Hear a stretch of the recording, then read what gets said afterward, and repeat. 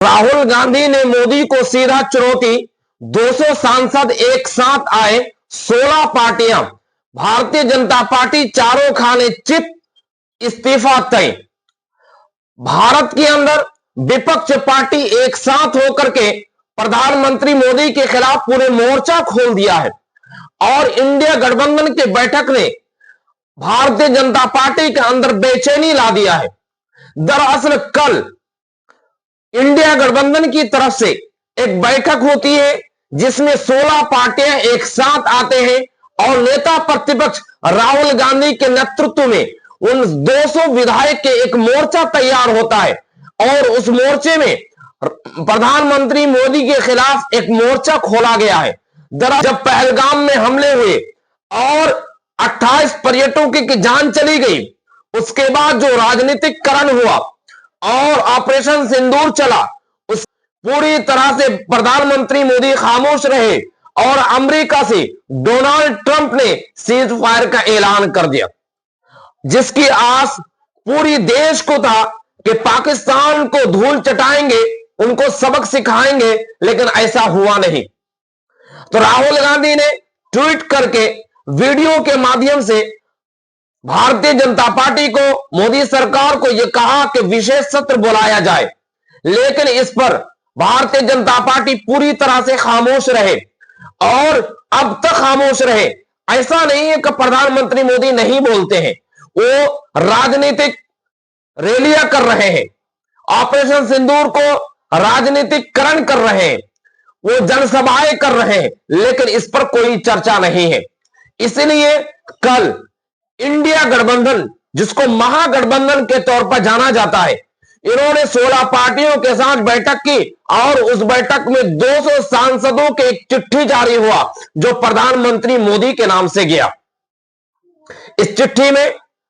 उन्होंने जो लिखा है वो भी आपकी स्क्रीन पर आप देख पा रहे होंगे कि उन्होंने लिखा है कि वी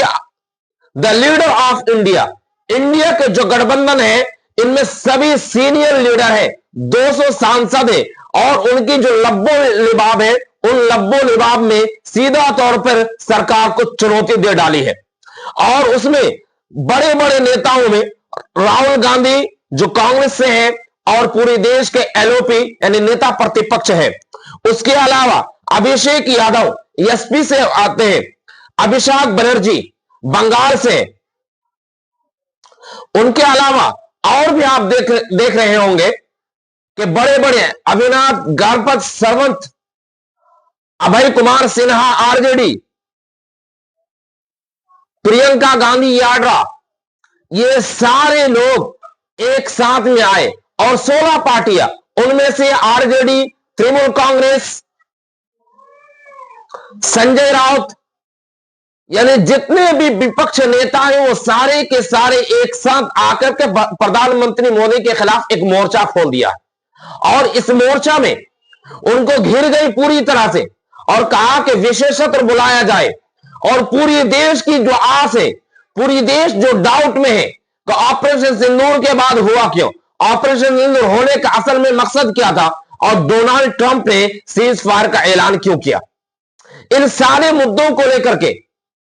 नेता प्रतिपक्ष और एलओपी इंडिया गठबंधन ये पूरी देश को बताना चाहता है सांसद के माध्यम से और एक डिस्कशन के माध्यम से, जिसके लिए पूरी देश को एक संदेश जाना चाहिए, उनको जानकारी मिलना चाहिए, क्योंकि